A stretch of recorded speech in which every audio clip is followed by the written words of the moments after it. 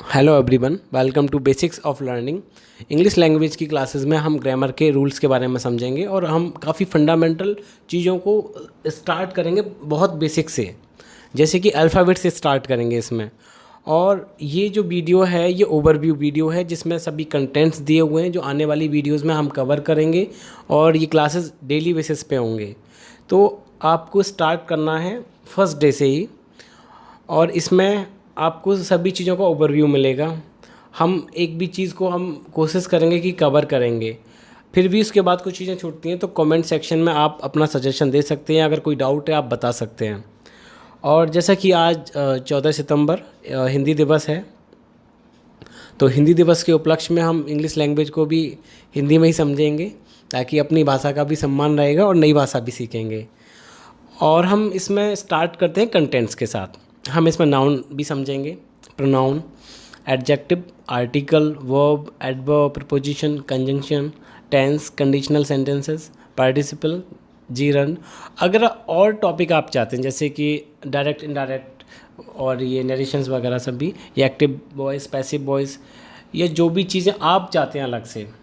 और दूसरी चीज़ इसमें जो वोकेबुलरीज़ की चीज़ें, अगर आप कहीं से बुक है आपके पास तो कर सकते हैं, लेकिन अच्छी वोकैब होना भी ज़्यादा ज़रूरी है ताकि जितने वर्ड होंगे आपके पास उतना ज़्यादा एफिशिएंट रहेगा ये सब सीखना।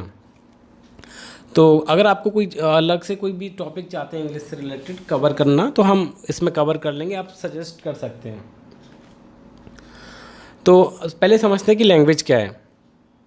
लैंग्वेज, जिसको हिंदी में बोलते हैं भाषा, एक माध्यम है जिससे हम अपनी विचारों को, अपने इमोशंस को, फीलिंग्स को एक्सप्रेस करते हैं। और वो कितने तरीके से किए जा सकते हैं, या तो बोल के कर सकते हैं, लिख के कर सकते हैं, अगर ये दोनों नहीं कर सकते तो एक संकेतों से कर सकते हैं। तो ठीक है, ये मेथड ऑफ कम्युनिकेशन हुआ। और ज़्यादातर हम जो करते हैं वो कम्युनिकेशन वाला वो स्पीकिंग से करते हैं, ठीक है, या फिर रिटन का, वर्बली, नॉन वर्बली, सारी चीज़ें। तो भाषा एक बेसिक है, एक अपने व्यूज़ एक्सचेंज करने के लिए।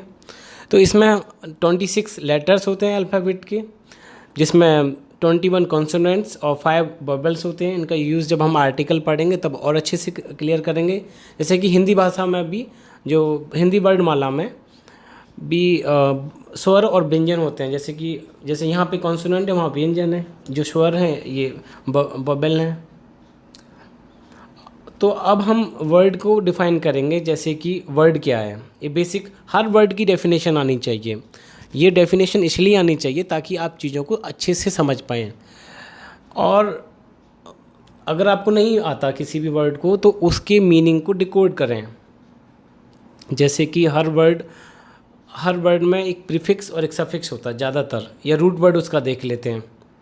तो प्रीफिक्स देखिए या सफिक्स देखिए, तो ताकि एक सेंस आप निकाल सकते हैं कि इस वर्ड का क्या सेंस हो सकता है। तो वर्ड से स्टार्ट करते हैं। जो ग्रुप ऑफ लेटर्स अभी जो हमने पढ़े थे, 26 लेटर ऑफ अल्फ़ाबेट, इसमें जो ग्रुप ऑफ लेटर्स से मिलके एक वर्ड बनता है।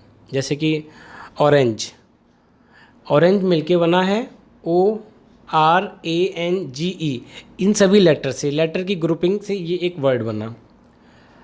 फिर फ्रेज क्या है, ये group of words in a sentence, group of a word in a sentence that does not contain a subject and a verb.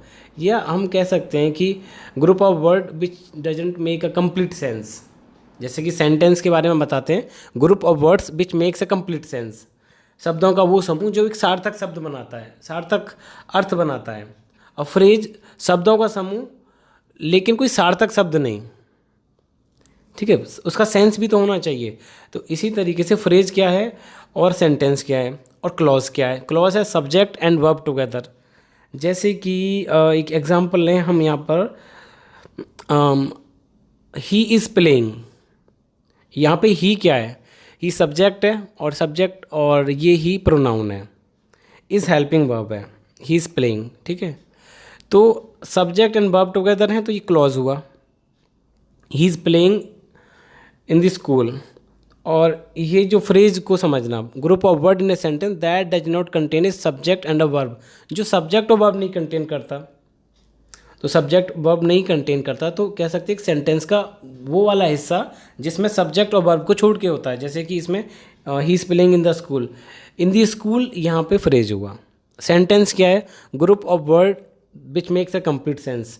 जैसे he is playing in the school, तो ये पूरा सेंटेंस है और कंप्लीट सेंस बना रहा है। इसमें क्लॉज भी हैं और फ्रेज भी हैं, तो कह सकते हैं एक सेंटेंस में क्लॉज और फ्रेज दोनों भी हो सकते हैं। अब है पार्ट ऑफ सेंटेंस। अभी हमने पढ़ा था कि सेंटेंस क्या है, group of word which makes a complete sense. और पार्ट ऑफ सेंटेंस, सेंटेंस के हिस्से क्या हैं? जब हम सेंटेंस को ब्रेक करेंगे तो उसमें सब्जेक्ट और प्रेडिकेट होता है। सब्जेक्ट जो सेंटेंस के बारे में बताता है, जैसे कि ही के बारे में बताया कि ही is playing in the school, तो प्रेडिकेट क्या है? सब्जेक्ट को छोड़ के उसका पीछे वाला पूरा हिस्सा जो कि सब्जेक्ट के बारे में बताता है। कैसे?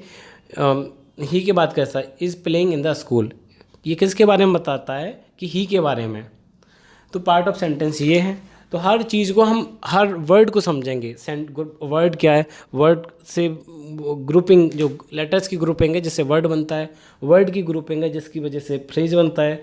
फ्रेज, क्लॉज जिसमें सब्जेक्ट और वर्ब से रिगार्डिंग जो चीज़ें बताई थी। सेंटेंस, ग्रुप ऑफ वर्ड जो कंप्लीट सेंस बनाता है। ठीक है, तो इस तरीके से चीज़ों को आप समझें, हर चीज़ को डिफाइन करें। तो नेक्स्ट क्लास में हम नाउन से स्टार्ट करेंगे, नाउन के सभी टाइप्स के बारे में, नाउन नंबर्स, नाउन जेंडर सभी और उनके एग्जाम्पल सेंटेंस में यूज़, सभी चीज़ों को करेंगे। और आपके पास वोकैब के लिए अगर कोई अच्छी बुक है तो आप उससे मीनिंग भी याद करें कम से कम। आप जब सेंटेंस यूज़ करें तो आप अच्छे वर्ड रखें अपने पास। अगर फिर भी कोई डाउट है तो कमेंट सेक्शन इज़ ओपन, आप डाल सकते हैं। और keep learning, keep supporting. Thank you.